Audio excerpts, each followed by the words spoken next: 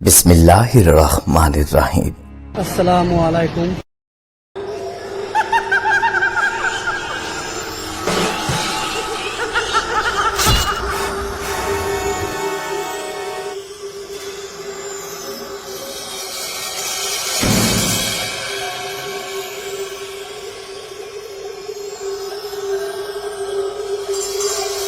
पुरानी हवेली जिसके चारों तरफ मकड़ी के जाले लगे हुए थे, छत की दीवारों से उल्टे लटके हुए चमगादड़ों का शोर उस पुरानी हवेली को रात के सन्नाटे में और भी भयानक बना रहा था। उस पुरानी हवेली को लोग बहुत डरावना मानते थे, क्योंकि चंबल की घाटी में पड़ी इस सुनसान हवेली में रात के वक्त हमेशा एक बच्चे के रोने की आवाज आती थी। कभी किसी ने जाकर ये देखने की कोशिश नहीं की कि वो बच्चा आखिर कौन है और क्यों रो रहा है जोर जोर से। कई लोगों का मानना है कि उस पुरानी हवेली में बहुत समय पहले एक राजा अपनी रानी के साथ रहता था। उसका लड़का महल की छत से नीचे गिरकर मर गया, जिसके शोक में राजा और रानी ने भी अपने प्राण त्याग दिए। वो बच्चा आज भी रात के सन्नाटे में वहां रोता है।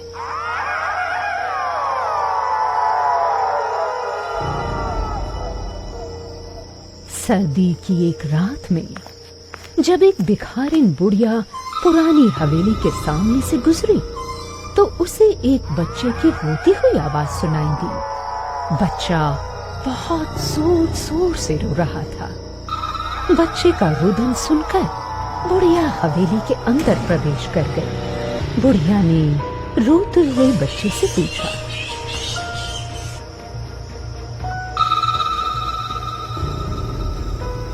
इतनी जोर जोर से क्यों रोता है मेरे लाल?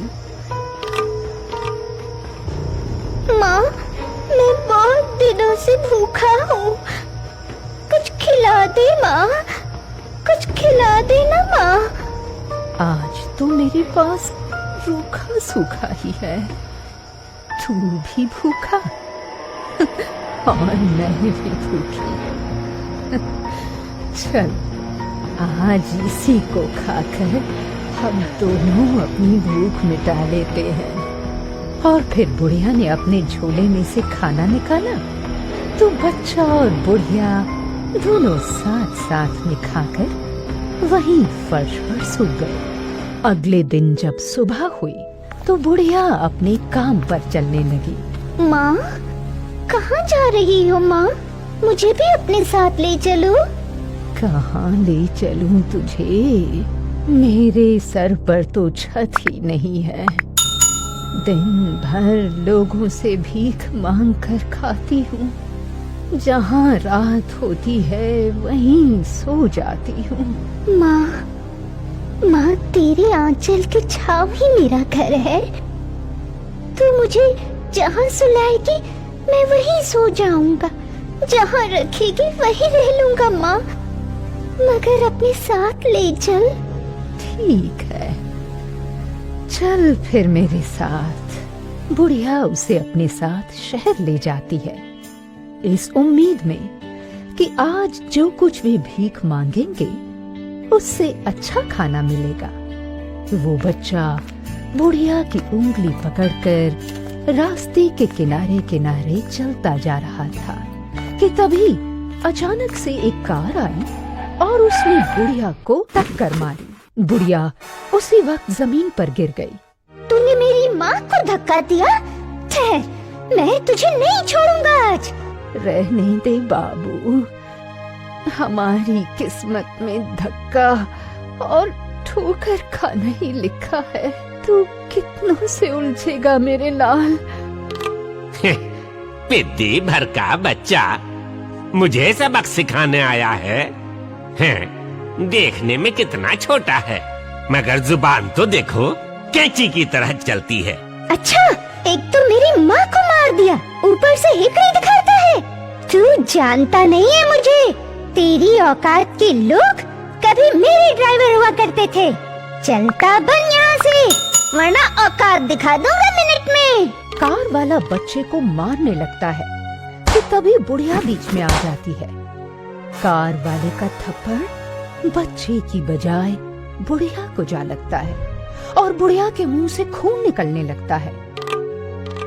अगर मुझे मारता तो कोई बात ना थी, मगर तूने मेरी माँ को मारा, अब तो तू बिल्कुल नहीं बच सकता।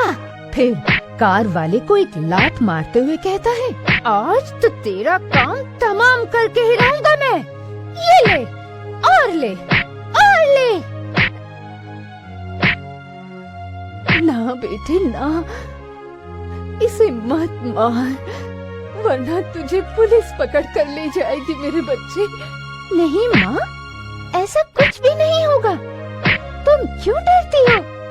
एक तो गलती करे, ऊपर से हमें मारे, ये मैं कभी बर्दाश्त नहीं करूँगा। ऐसा कहकर वो बच्चा कार वाले को वहीं जान से मार देता है। फिर बुढ़िया को अपने साथ लेकर अपनी हवेली में पहुंचता है। बेटा, तुमने उसे जान से क्यों मारा बेटे? माँ, इसमें मेरी कोई गलती नहीं थी, और पुलिस से तुम इतना क्यों डरती हो? यकीन करो माँ, इस पुरानी हवेली के अंदर मेरी हुकूमत चलती है। मेरी मर्जी के बिना यह परिंदा भी पर नहीं मार सकता। पुलिस तो दूर की बात है। मगर देखने में तो तुम बहुत छोटे हो बेटे, फिर इतने बड़े कारनामे। तुम तो देखती जाओ आगे क्या होता है। अभी बच्चा और बुढ़िया बात कर ही रहे थे कि तब तक पुलिस भी वहाँ आ पहुँची।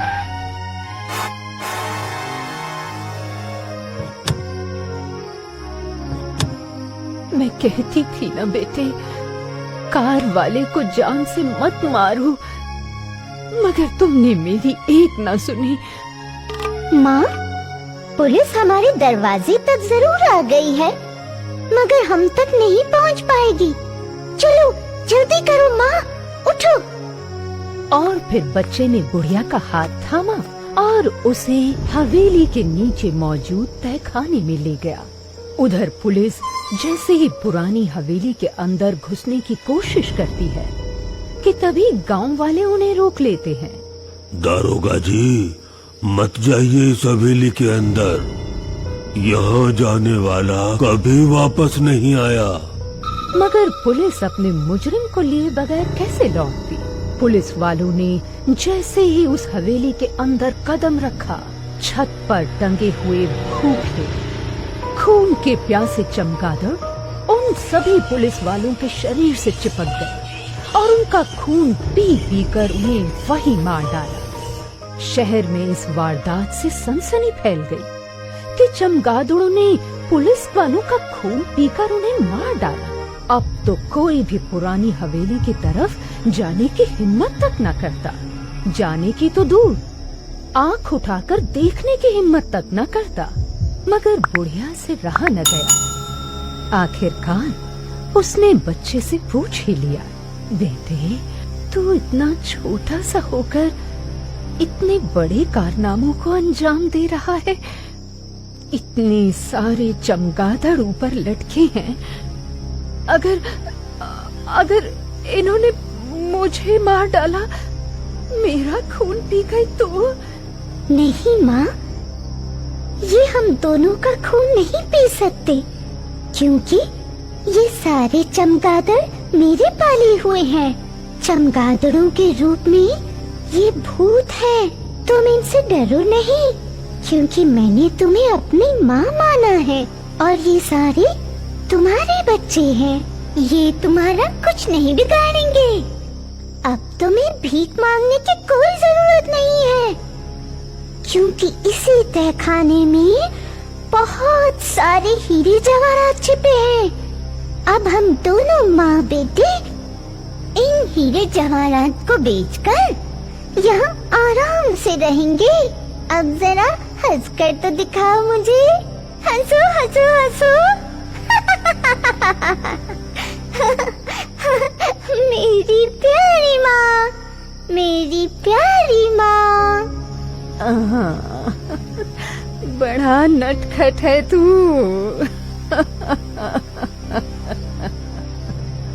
और उस दिन से वो बुढ़िया अपने बच्चे के साथ उस हवेली में सुख से रहने लगी। उन्होंने हमारे चैनल को सब्सक्राइब नहीं किया, सब्सक्राइब कर दें और बेल आइकन को भी जरूर प्रेस कर दें ताकि इस तरह की वीडियोस आप तक पहुंचती रहें।